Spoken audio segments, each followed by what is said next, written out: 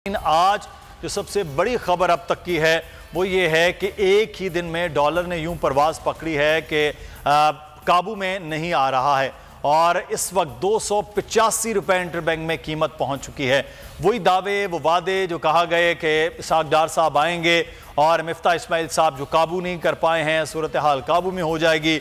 उनके दावे थे कि डार के आने के साथ ही डॉलर जो है वो डर गया है और वापस चला गया है, लेकिन अब डार साहब के होते हुए डॉलर बेकाबू है और IMF मान नहीं रहा। वही IMF जिसके बारे में दावा किया गया था, बल्कि एक बड़ा धमकी आमेज किस्म का मामला था कि मैं 40 साल से IMF को डील कर रहा हूं, वो डील हो जाएगी। लेकिन IMF हर अपनी बात, हर शराइत मनवा रहा है, लेकिन मामला फिर भी तय नहीं अभी तक हो पाए। उसके बावजूद इस वक्त डॉलर की कीमत है वो बुलंदी पर जा रही है। कीमतें इस वक्त मजीद बढ़ती नजर आ रही हैं, LCs खोली नहीं जा रही हैं, सूरत हाल दगरगू हैं मुआशी, लेकिन उसके बावजूद ये कहा जा रहा है कि सूरत हाल कंट्रोल कर ली जाएगी। वो कंट्रोल कैसे होगी, इस पर हम बात करेंगे। हमारे साथ इस वक्त मौजूद हैं शाहिद हसन साहब, माहिर मुआशियात हैं। बहुत शुक्रिया शाहिद साहब आपके वक्त का, और हमें ज्वाइन किया है इस वक्त स्टूडियो में एडिटर इन चीफ बोल सीनियर तजज़ियाकार और सहाफ़ी नज़ीर लगारी साहब। लगारी साहब आपका भी बहुत शुक्रिया। और हमारे साथ इस वक्त हमारे बिजनेस रिपोर्टर कफील अहमद मौजूद हैं और उनसे जानेंगे कि आज ये अचानक इतना इजाफा किन वजूहात की बिना पर मार्केट में हुआ है। कफील, क्या वजह रही है कि आज एकदम से जब मार्केट ओपन हुई है तो डॉलर जो है वो किसी के हाथ नहीं आ रहा था? देखिए, इकोनॉमी की जो प्रेजेंट सिचुएशन है वो आपके सामने है और जो इस वक्त मुज़ाकरात का जो लेवल है वो बिल्कुल अनसर्टन है और यही वजूहात हैं कि जो अब तक जो आज रुपये में खासी जो है वो गिरावट देखी गई है सुबह से आगाज से अब तक। और अभी जो एंड हुआ है, जो क्लोजिंग हुई है, उसमें 19 तकरीबन 18 रुपए 98 पैसे का जो है वो इजाफा, एक बड़ा इजाफा जो है वो एक दिन में देखा गया है और 285 पैसे 9 पैसे पर जो है वो क्लोजिंग हुई है। इसी तरह अगर हम ओपन मार्केट की बात करें तो उसके अंदर भी 14 रुपए का इजाफा हुआ है और जो ओपन मार्केट में डॉलर है वो 288 के दरमियान जो है वो क्लोज हुआ है। तो ये तमाम सूरत हाल है और उस वक्त जो डॉलर है उसको बिल्कुल कंट्रोल में नहीं है। और अगर लेकिन आज एक चीज ये देखने में आई कि हालांकि शरह सूद में इजाफे के हवाले से इस वक्त जो है वो इजलास जारी है, जो कि IMF से जो अगर हम बात कर लें तो दबाव पर तकरीबन 2 से 3% इजाफे का इम्कान भी जाहिर किया जा रहा है। लेकिन मार्केट आज पॉजिटिव मूड में थी और तकरीबन 250 जो तकरीबन 40,685 के लेवल के ऊपर मार्केट जो है वो क्लोज हुई है।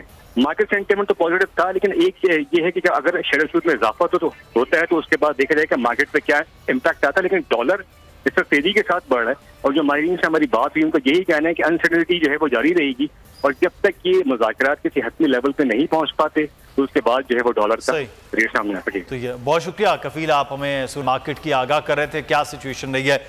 शाहिद हसन सिद्दीकी साहब क्या कहेंगे? कहते हैं कि इस हादसा वक्त को क्या नाम दिया जाए कि डॉलर काबू नहीं हो पा रहा, IMF के साथ अभी तक हतमी मामलात डील जो है वो हमारी हो नहीं पाई है, तो क्या अगर ये डील हो जाती है क्या ये सिचुएशन वापस होगी? डॉलर कहीं नीचे को 220-30 तक, 250 तक भी इवन को आने की उम्मीद है, तवक्को है सर? बहुत शुक्रिया आपका। ये 250 की बात मेरे ख्याल से अब आप भूल जाइए, लेकिन जो चीज़ मैं तस्दीक करना चाहता हूँ, जो तबाही बर्बादी हुई है उसको मीडिया भी IMF के खाते में डाल रहा है जी। मुझे इस पर सख्त एतराज़ है क्योंकि इस बात के शवाहिद हैं कि ये IMF की शराइत नहीं है, खुद हमारा अपना किया धरा है। नंबर 1, अब आप ये देखिए कि 1-2 रोज़ में हमें तवक्को है कि IMF से मामला तय पा जाएंगे, ठीक है, तो 3 रोज़ में रुपए की कदर में या 2 रोज़ में 25 रुपए की कमी हो गई। अगर आप पहले चले जाएं, 31 जनवरी को IMF का वक्त पाकिस्तान आने वाला था तो चंद रोज में 39 रुपए फी डॉलर की कमी हुई थी। इसका मतलब यह है कि आपने रुपए की कदर को स्टेट बैंक ने और हुकूमत ने मिलके मसनूई तौर से नीचे रखा हुआ था। डॉलर नहीं थे, उस पर ट्रांजैक्शंस नहीं हो रही थी। लेकिन उस वक्त जब मैंने जनवरी की बात आपसे की तो उस वक्त 231 का रेट था और खुली मंडी में जो है 260 से ऊपर था। आज जो है खुली मंडी में 290 से ऊपर था, जिसको आप ग्रे मार्केट कहते हैं। तो सवाल ये है कि ये आपने जो तबाही बर्बादी हमने की पिछले 12 महीने में की, दानिस्ता की, इसमें इदारे जिम्मेदार हैं, स्टेट बैंक जिम्मेदार है, हुकूमत जिम्मेदार है, FBR जिम्मेदार है, सब ने मिलके एक खेल रचाया। लेकिन मैं ये पूछना चाहता हूँ कि क्या IMF के साथ जो मामलात मौजूदा हुकूमत ने तय किए थे, चाहे मिफ्ता इस्माइल ने किए हों या डार साहब ने किए हों, दोनों ने क्या बार बार उनको नहीं तोड़ा? बार बार तोड़ा, लेकिन ये तोड़ा जबकि आपको ये पता था कि IMF इस वक्त हमारे सामने एक दुश्मनी का रवैया रख रहा है, ये मालूम था, लेकिन आपने उसके हाथ मजबूत किए और उसको मौका दिया कि वो आपके साथ टकराए। हाय बाबा, आज देखिए मिसाल के तौर पर अभी डिस्काउंट रेट की बात हुई, मार्च अगर आप चले जाएं तो डिस्काउंट रेट जो था उसका अफरात-ए-ज़र का में 1.5% मनफी है। हाँ, 1.5%। आज जो है 14% मनफी है। तो स्टेट बैंक किस चीज का इंतजार कर रहा था? मुझे बताया तो जाए ना। 14% आज मनफी है, जबकि इससे पहले 1.5% हुआ करता था। तो अब जाहिर है स्टेट बैंक से आपने, हुकूमत ने एग्री किया है कि डिस्काउंट रेट को इन्फ्लेशन के मुताबिक रखा जाएगा। आपने इसको किया है कि डॉलर की कदर को मार्केट बेस्ड रखा जाएगा।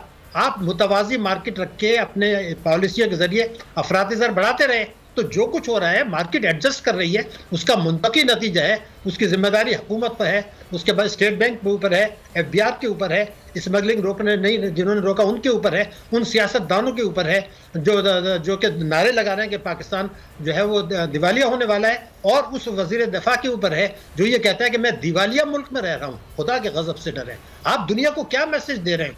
तो जब उसका नतीजा ये हुआ कि जो दोस्त ममालिक थे जिन्होंने IMF को तहरीरी तौर पर लिख के दिया था कि हम पाकिस्तान की मदद करेंगे, आप कुछ दे दें, वो भी परेशान हो गए, उन्होंने अपने तहफ़्फ़ुज़ात कर दिए। तो ये जो कुछ आप ये देखिए कि आपने वायदा तोड़ा, आपने बार बार रुपए की कदर को गिरने दिया, रिजर्व्स गिरते रहे, हम तमाशा करते रहे। तो ये उसका मंतकी नतीजा है। मार्केट एडजस्ट कर रही है उस चीज़ को जो आप पहले ले जा चुके थे ग्रे मार्केट में या मुतवाज़ी मार्केट में, और जो इंटरबैंक है वो मसनूई था। अब उसके असरात जो हैं वो है। अब इस अगर आपको ये वीडियो पसंद आई है तो सब्सक्राइब कीजिए और बेल आइकॉन को प्रेस कीजिए। उफ, क्या जुल्म है। बोल एक दफा फिर साजिशी अनासिर के निशाने पर। चीफ जस्टिस सुप्रीम कोर्ट का नाम लेकर को चेयरमैन बोल शुएब शेख को फ्री ट्रायल का मौका नहीं दिया जा रहा। तफ्तीशी ऑफिसर जो मुदई भी है अपना बयान रिकॉर्ड करवा चुका है कि कभी कोई जुर्म हुआ ही नहीं। एग्जैक्ट जो कुछ कर रहा था सब लीगल था। एग्जैक्ट के पास तमाम लाइसेंस थे। इस पर सितम जरीफी ये कि बरियत करने के बजाय केस दिनों नहीं घंटों के हिसाब से चलाया जा रहा है। फ्री ट्रायल की धज्जियां उड़ा दी गई। आईन में मौजूद इनफरादी हुकूक को पामाल किया जा रहा है। मुतल्लिका जज के खिलाफ चीफ जस्टिस के पास दरखास्त दायर कर दी गई है। चीफ जस्टिस से एक्शन लेने की दरखास्त है। बोल के खिलाफ इंतकामी कार्रवाइयां जोरों पर हैं। बोल का अदलिया की इज्जत के लिए खड़े रहने का अज़्म। बोल का अदलिया को सलाम। सब्सक्राइब करें और बेल दबाएं ताकि कोई खबर रह न जाए।